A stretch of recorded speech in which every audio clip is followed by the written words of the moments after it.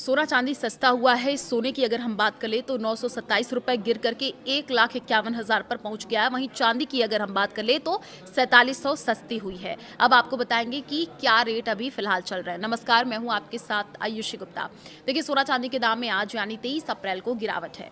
IBGA के अनुसार 10 ग्राम 24 carat सोना 927 रुपए गिर करके 1,51,000 रुपए पर आ गया है और इससे पहले 22 अप्रैल को इसकी कीमत 1,52,000 रुपए प्रति 10 ग्राम पर थी। देखिए, 1 किलो चांदी 4700 रुपए गिर करके 2,43,000 रुपए पर आ गई है और इससे पहले मंगलवार को इसकी कीमत 2,48,000 रुपए प्रति किलो थी। तो 2026 में देखिए, सोना अब तक 18,000 रुपए महंगा हुआ है। 31 दिसंबर 2025 को 10 ग्राम सोना 1,33,000 रुपए पर था, जो अब 1,51,000 रुपए पर पहुंच गया है। इस साल चांदी 13,000 रुपए महंगी हुई है। 31 दिसंबर 2025 को चांदी 2,30,000 रुपए किलो पर थी, जो अब बढ़ करके 2,43,000 रुपए पर पहुंच गई है।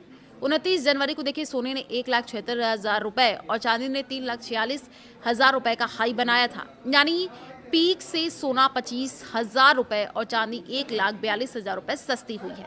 सर्टिफाइड गोल्ड ही आप खरीदें। हमेशा ब्यूरो ऑफ इंडियन स्टैंडर्ड यानी BIS का हॉलमार्क लगा हुआ सर्टिफाइड गोल्ड आप खरीदें।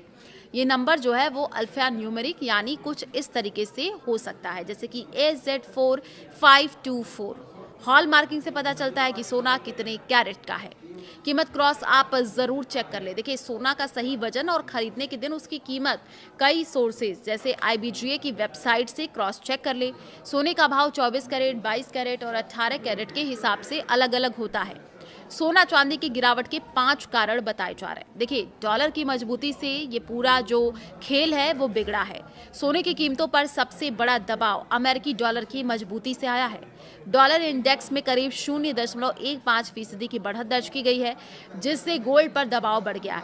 दरअसल जब डॉलर मजबूत होता है तो सोना महंगा हो जाता है, जिससे इसकी मांग घटती है और कीमतें नीचे आती हैं। तो एक और बड़ी जानकारी आपको दे दें कि देखिए, जिस तरीके से लगातार सोने चांदी के दाम बढ़े हैं, इसको लेकर के भी पिछले साल हमने देखा कि किस तरीके से जो है सोना चांदी के दाम बढ़े कम हो, लेकिन इस साल की शुरुआत में भी यही देखने को मिला है। अब देखिए, कच्चे तेल में जो उछाल हुआ है उसकी भी हम बात करेंगे, किन लोगों को बड़ा फायदा भी हुआ है।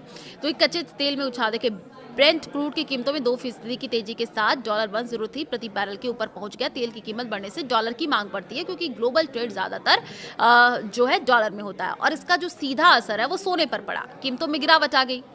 अमेरिका ईरान तनाव फिर से बढ़ा। सोने चांदी की कीमतों पर असर के पीछे अमेरिका और ईरान के बीच तनाव भी है, जो अभी खत्म नहीं हुआ है। जहां एक तरफ सीज फायर बढ़ाया गया, वहीं दूसरी ओर हॉर्मुज स्ट्रेट में जहाजों को लेकर के टकराव की खबरें सामने आई हैं। दोनों देशों के बीच प्रस्तावित बातचीत भी नहीं हो पाई, जिससे अनिश्चितता और भी बढ़ गई है।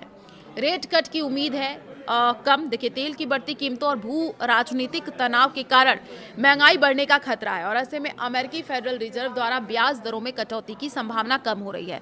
रॉयटर्स सर्वे के अनुसार अब अगले 6 महीनों तक रेट जो है वो कट टल सकता है, जो सोने के लिए नकारात्मक संदेश है।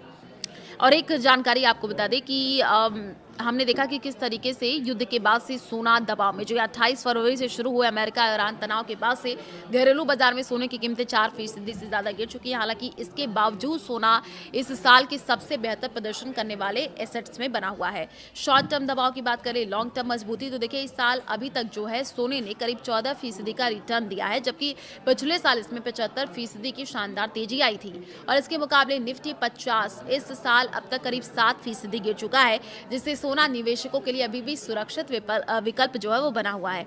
कुल मिलाकर के फिलहाल सोने पर डॉलर और तेल की वजह से दबाव है, लेकिन अनिश्चित वैश्विक माहौल इसे लंबी अवधि में सहारा देता रहा।